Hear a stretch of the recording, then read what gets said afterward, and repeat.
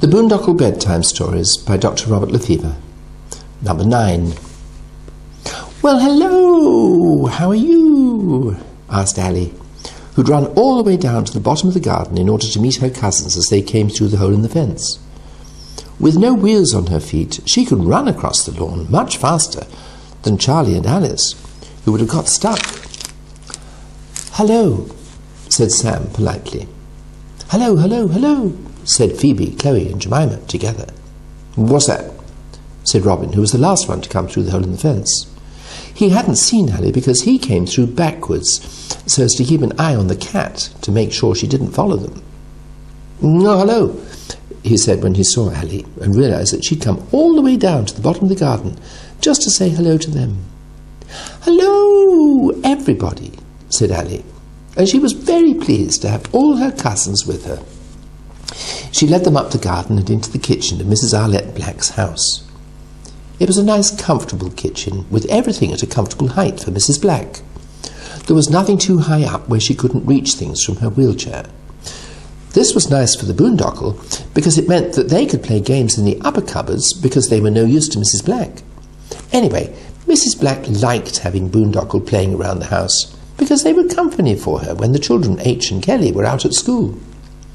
She even bought some packs of picker sticks as special presents for some other time, because she knew how much they liked them. But she did ask them all not to leave toys and games and other things on the floor, because they might get in the way of her wheelchair. Sam, Jemima, Robin, Phoebe and Chloe from the Poodle household are very respectful of Mrs. Arlette Black, because they think she really is the great Boondokl, and they are very impressed. "Why do you have wheels at the side instead of under your feet?" asked Jemima, who was always asking questions, which is how she became so clever. "Shh, that's not polite," said Sam. "It doesn't matter," said Mrs. Arlette Black kindly. "The answer is because it helps me to move around better without falling over. And also, this chair is my throne, from which I oversee all the Boondokl." Mrs. Arlette Black likes to make the little Boondokl feel special by feeling that she herself is special.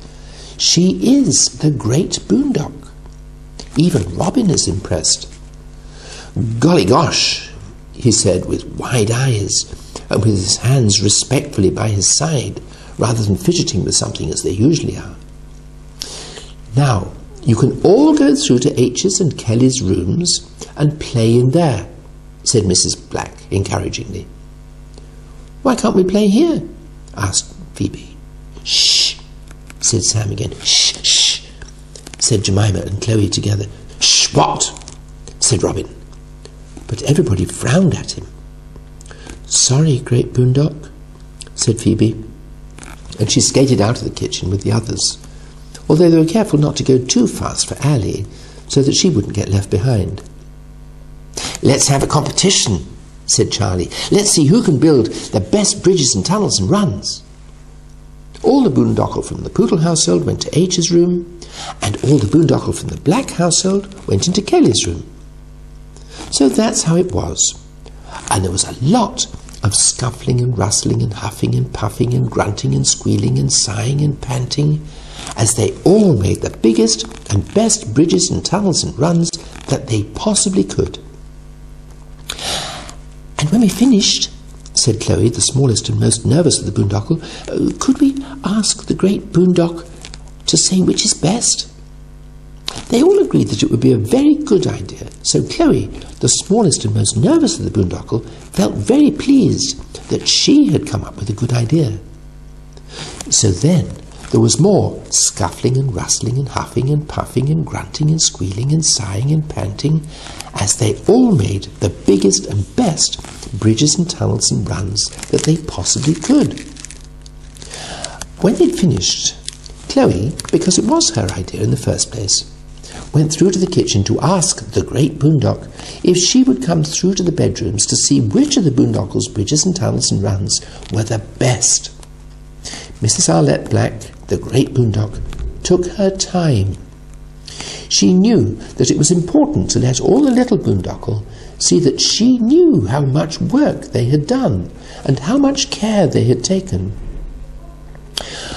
"Well," she said, after a long pause in which she rested her chin on the thumb and first finger of her right hand, "I think there is no difference. They're both beautiful, both wonderful. You both win." "Hooray, hooray, hooray," said everybody. "And I've got a special prize for each of you." "Hooray, hooray, hooray," they all said again. Then Mrs. Arlette Black, the great Boondok, reached inside the bag on the side of her wheelchair and got out some small packets of picker sticks, one for each of the small Boondokl, and she handed them out. "Thank you, thank you, thank you," said all the little Boondokl with real excitement, as if they'd never seen picker sticks before. This is the lovely thing about Boondokl. You always know what will make them happy. Picker sticks. So at the end of a very special and happy day, the Boondokl from the Poodle household, Sam, Robin, Jemima, Chloe and Phoebe, said goodbye to the Boondokl from the Black household, Allie, Charlie and Alice. "Goodbye, goodbye, goodbye," they all said.